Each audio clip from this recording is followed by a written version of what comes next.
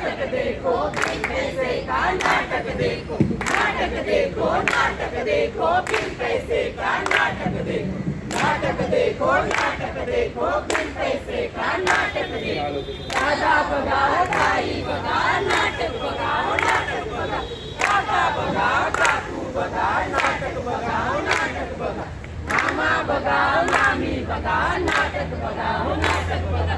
ओ हो. नमस्कार मंडळी, नमस्कार. जागतिक अल्झायमर दिनाच्या निमित्ताने जागतिक पुनर्वसन केंद्र आणि डिमेन्शिया केअर सेंटर सविने साजरा करत आहोत एक पथनाट्य. पथनाट्याचे बोल आहेत स्मृतिभ्रंश जाणूयात, अल्झायमर्स जाणूयात. ओ हो. 1 2 3 1 2 3 शाबास. ओ हो.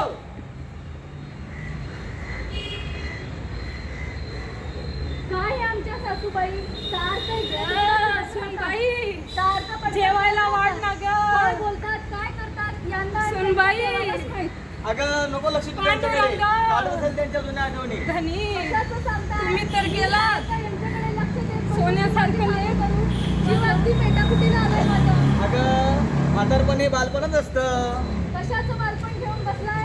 सारखं इकडे तिकडे फिरत राहतात, बडबड करत राहतात. काय तर चालता चालता पडला देखील. काय करू मी सांगा तुम्ही मला. तुला तर माहिती आहे ना, आपण त्यांना कालच बाहेर फिरायला घेऊन गेलो होतो, ते पण त्यांच्या लक्षात नाही आहे. अहो ते तर आहेच हो, पण सकाळी काय नाश्ता केला ते त्यांच्या लक्षात नाही. त्याचं काय करायचं? अगं मी तर त्यांचा मुलगा आहे, मुलगा असून माझं नाव त्यांच्या लक्षात नाही, मग तर झालंच ना. मग काय करायचं म्हणताय? अगं ऐक ना, माझा एक मित्र आहे, तो मला जागृती नावाच्या एका हॉस्पिटल बद्दल सांगत होता. तो मला म्हणाला की तिथे अशा वयोवृद्धांची खूप चांगल्या प्रकारे काळजी घेतली जाते. माझ्या मते तर आपण आईला तिथेच नेलं पाहिजे. नको लोक काय म्हणतील? म्हातारीचं वचन झालं यांना, म्हणून घेऊन चालले तिकडे. असं सांगत फिरतील सगळ्यांना. अगं लोक गेले खड्ड्यात, लोक घोड्यावर पण चालतील नाही आणि गजावर पण चालतील नाही. लोकांपेक्षा मला माझी आई महत्वाची आहे, म्हणून मी तर ठरवलेलं आहे मी माझ्या आईला हॉस्पिटलला नेणारच. ठीक आहे, आपण उद्या घेऊन जाऊया त्यांना. पाहिलं मंडळीनो, एका साध्या घरातील कुटुंबातील आजींना किंवा त्यांचं साधं वागणं सुद्धा त्या घरातील इतर सदस्यांना किती त्रासदायक वाटत होते. कारण अल्झायमर आणि डिमेन्शियाबद्दल त्या घरामध्ये थोडीशी कल्पना किंवा माहिती नव्हती आणि त्यामुळं त्यांना त्यांचा त्रास होत होता. परंतु त्या आईंच्या मुलाच्या मित्रांच्या म्हणण्याप्रमाणे ते आता जागृती हॉस्पिटलला घेऊन जाण्याचा विचार केला आहे. चला तर बघूयात पुढे काय होतं ते या पुढच्या सीनमधून. 1 2 3 1 2 3 1 2 3 शाबास. ओ हो. आई सासूबाई, हे आई चला. चल. कुठे घेऊन चालली? बाहेर जायचं आपल्याला. जेवायला वाढ म्हणते तर जेवण देत नाही. चल आई, आपल्याला दवाखान्यात जायचंय. तू बरं आहेस ना? हो हो बरं आहे, बरं आहे. बरं रे. नमस्कार. सांगा, काय मदत करतो तुमची? डॉक्टर साहेब आहेत का? कोण? तर कॅबिनमध्ये मी घेऊन शकता का? आधी पण डॉक्टर साहेब या. नमस्कार. नमस्कार सर, नमस्कार. दाढीवाले बाबा. नमस्कार. बाबा. ही आमची आई सतत काहीतरी बडबड करत राहते. आज काय खाल्लं ते पण तिच्या लक्षात राहत नाही. हो का? अजून काय होतं यांना? सर या दिवसभर घरात फिरत राहतात. काय बोलतात काय करतात आमच्या कळत नाहीये सर, लक्षात येत तरी दे नाही. काल काहीतरी. देखील पडल्या त्या चालता चालता. कधीपासून असा त्रास होतोय त्यांना? साधारण 7-8 महिन्यापासून हा होतोय सर त्रास. बर बर बर बर. हे बघा घरी सुद्धा ते असेच फिरत राहतात. एकटा बडबड करत होतात. हो सर, कधी कधी ते आमची नावं देखील विसरतात आणि काय हा, जेवण हा. केलं ते देखील त्यांच्या लक्षात राहत नाही. बर बर. आपल्या इथं सुविधा आहे. ह्यांच्या तुमच्या सांगण्यावरून असं लक्षात येतं आहे की ह्यांना अल्झायमर डिमेन्शिया हा आजार झालेला आहे. हा आजार वयाच्या 60व्या वर्षापासून चालू होतो, पण हा इरिव्हर्सिबल आजार आहे. हा कधीही वापस येत नाही, म्हणजे हा वाढतच जाणारा आजार आहे. त्याच्या आमच्याकडं असं विना नातेवाईक राहू शकता, म्हणजे फक्त पेशंट राहू शकतो आमच्याकडं. त्याच्यामुळे आपण त्यांना ॲडमिट करू आणि इथल्या ट्रीटमेंट करू. तुम्ही ॲडमिट करा. म्हणजे काय डॉक्टर साहेब? म्हणजे हा वयानुसार वाढत जाणारा आजार आहे. हा इरिव्हर्सिबल आहे, म्हणजे वापस येणारा नाही आहे. जसं ताप खोकला आहे तसं ते बरं होतात, फ्रॅक्चर असेल तर ते नीट होतं, पण हा आजार नीट होणारा नाही आहे. म्हणजे आपण त्यांची लाईफस्टाईल वाढवू शकतो, त्यांचं जीवनमान चांगल्या प्रकारे घालवू शकतो, राहिलेलं जीवनमान. आता यांचं वय झालं आहे 75. त्यात हां आपल्याला जेवढं करता येईल तेवढं आपण करू. ऍडमिट करावं लागेल का? हां त्यांना ॲडमिट करू, त्यांच्या काही टेस्ट करू आणि तुम्हाला भेटतो आम्ही. ठीक आहे सर, आम्ही ऍडमिट करू. हां करा. पाहिलं मंडळींनो, त्या आजींना घेऊन किंवा लोक काय म्हणतील यांचा विचार न करता ते जागृती हॉस्पिटलला घेऊन गेलेले आहेत. आणि महत्त्वाचं म्हणजे आजींना नेमका काय त्रास होतोय किंवा त्यांची लक्षणे काय आहेत हे त्यांनी डॉक्टरांना स्पष्टपणे सांगितलेलं आहे. डॉक्टरांनी सुद्धा चांगल्या प्रकारे ऐकून घेऊन पेशंट आणि नातेवाईकांना समजेल अशा सोप्या आणि सरळ भाषेमध्ये नेमकं अल्झायमर किंवा त्याची लक्षणं काय असतात, त्याच्यावरती उपचार कसे केले जातात हे अगदी सोप्या भाषेत सांगितलेलं आहे आणि त्यांना ॲडमिट करून घेतलेलं आहे. चला तर बघूयात ॲडमिट केल्यानंतर काही दिवसामध्ये किती फरक पडतोय या पुढच्या सीनमधून.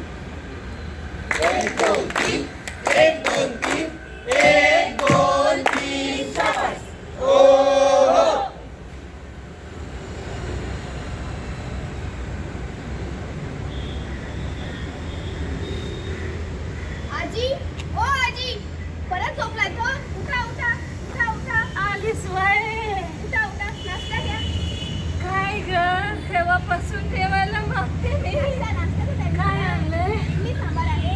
इडली मला लय आवडते. घ्या, घ्या. घ्या, मी पाणी आणते तुझ्यासाठी.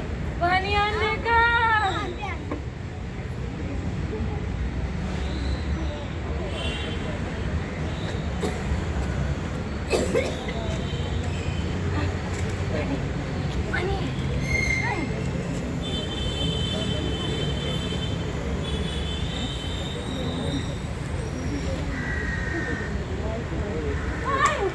ओ आजी, आजी, उठा उठा उठा. ब्रदर, ब्रदर, मी या पुढं.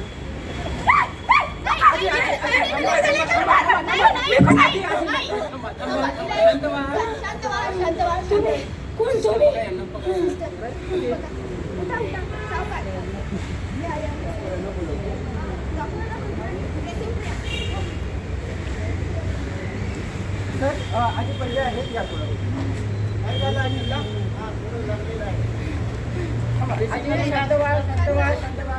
ब्रदर ब्रदर शांत व्हा, शांत व्हा. थांबा, थांबा. थांबा. हां व्यवस्थित करा. थांबा, थांबा. दादा माझी लेकाला ओळखतोस का? हां ओळखतो ना, ओळखतो.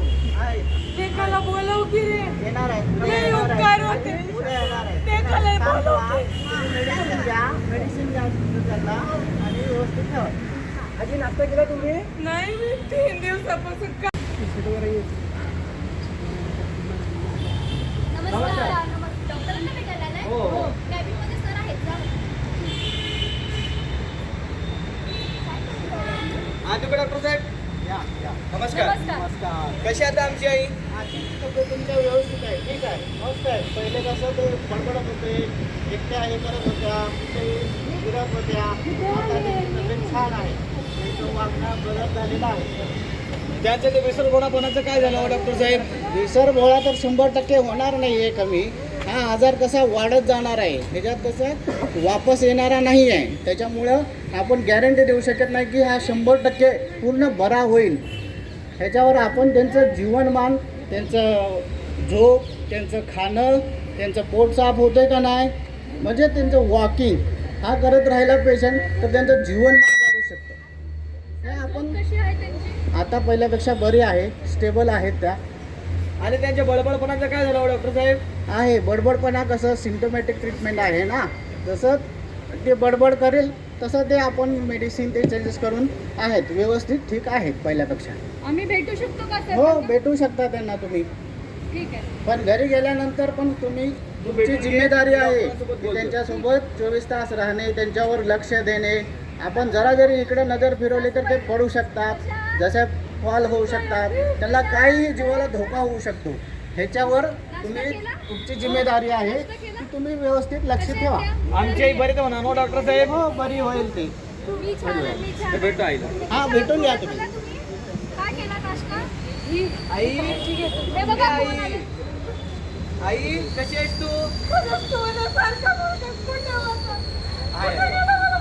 बरी आहेस ना तू बघा, मी म्हटलं होतं ना. हे तुझी काळजी घेतात नाही लोक पाहिलेत मंडळींनो, जेव्हा त्यांचे मुलगा आणि सुनबाई डॉक्टरांना भेटण्यासाठी आले आणि डॉक्टरांनी त्यांच्या आजींच्या प्रकृतीबद्दल अगदी पॉझिटिव्ह न्यूज सांगितली किंवा त्यांच्याबद्दल असं सुधारणात्मक म्हणजे तेही सांगितलं त्यांच्याबद्दल, त्याच्यामुळं त्यांच्या चेहऱ्यावरती किती आनंद दिसून येत होता ते.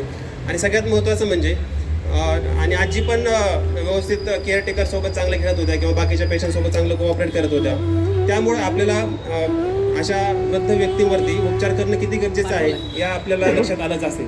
परंतु अजून देखील समाजामध्ये किंवा जनमानसामध्ये अल्झायमर डिमेन्शिया किंवा त्यांच्या लक्षणाबद्दल हवी तेवढीशी जनजागृती नाही आहे.